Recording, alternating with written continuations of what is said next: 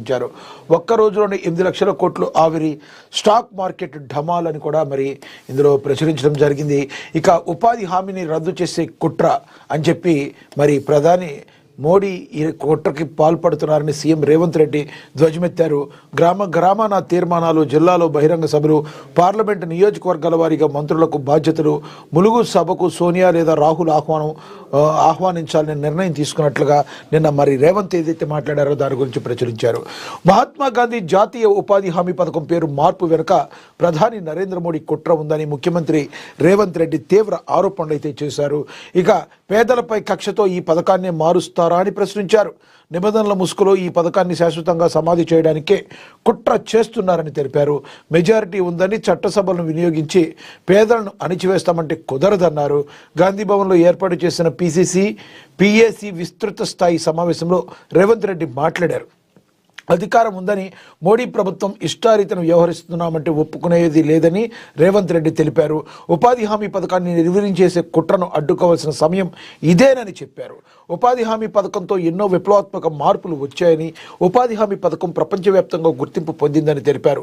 ఒకప్పుడు దొరల దగ్గర పేదలు వెట్టి చాకరీ చేస్తుంటూ బతికేవారిని దేశ ప్రజలకు విముక్తి, స్వతంత్రాన్ని ఇచ్చి ఓటు హక్కు కల్పించింది కాంగ్రెస్ పార్టీ అని మరి రేవంత్ రెడ్డి పేర్కొన్నారు.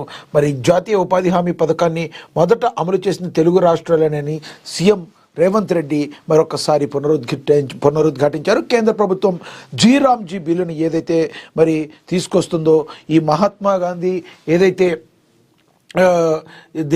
ఉపాధి హామీ పథకాన్ని మరి ఏదైతే ప్రజలకు మరి ఉపాధి ఉండేటట్టుగా అసలు ఫస్ట్ ఇది తెలుగు రాష్ట్రాల్లోనే అమలు అయిందని చెప్పి మరి సీఎం రేవంత్ రెడ్డి గుర్తు చేశారు. దేశ ప్రధాని మీ దగ్గర మెజారిటీ ఉంది కదా అని చెప్పి ఎలా పడితే అలా చేస్తే ప్రజలు ఒప్పుకోరు, ప్రజల్లో ఒక విప్లవం అనేది వస్తుందని చెప్పి సీఎం రేవంత్ రెడ్డి ఘంటాపథంగా చెప్పడం అయితే జరిగింది. అయితే మహాత్మా గాంధీ జాతీయ పథకం మార్పు వెనుక ప్రధాని నరేంద్ర మోడీ కేవలం కుట్రపూరితంగా దీన్ని చేస్తున్నారు.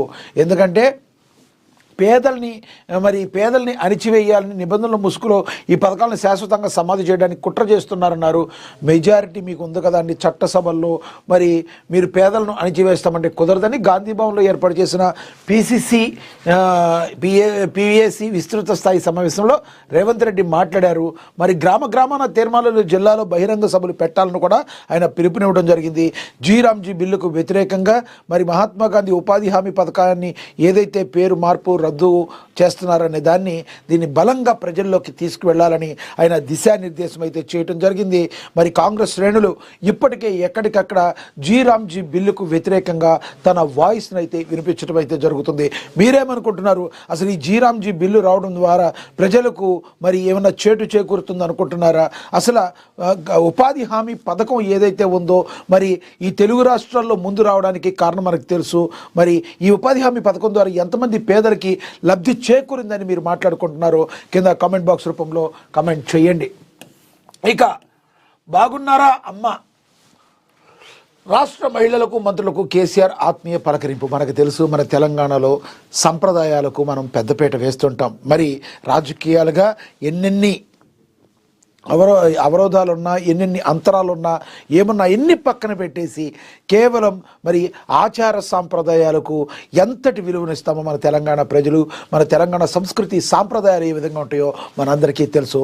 దాన్ని మరొకసారి మరి పునరావృతం జరిగింది నిన్న అని మనం చెప్పుకోవచ్చు. ఎక్కడైతే మేడారం సమ్మక్క సారలమ్మ జాతర ఏదైతే ఉందో, ఈ సమ్మక్క సారలమ్మ జాతరకు సంబంధించి ప్రతిపక్ష నేతను పిలవడానికి మరి కొండ సురేఖ కావచ్చు, మంత్రి, అదేవిధంగా సీతక్క కావచ్చు, మంత్రులిద్దరూ కలిసి వెళ్ళి కేసీఆర్ని ఆహ్వానించడం జరిగింది.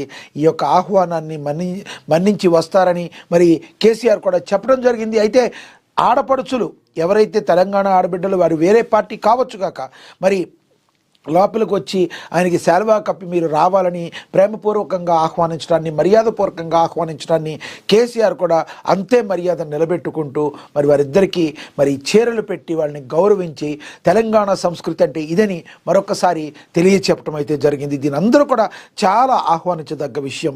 మరి బయట ఎన్ని మాటలు మాట్లాడుకున్నా మరి తెలంగాణ ఆచార సాంప్రదాయాలు ఇది అని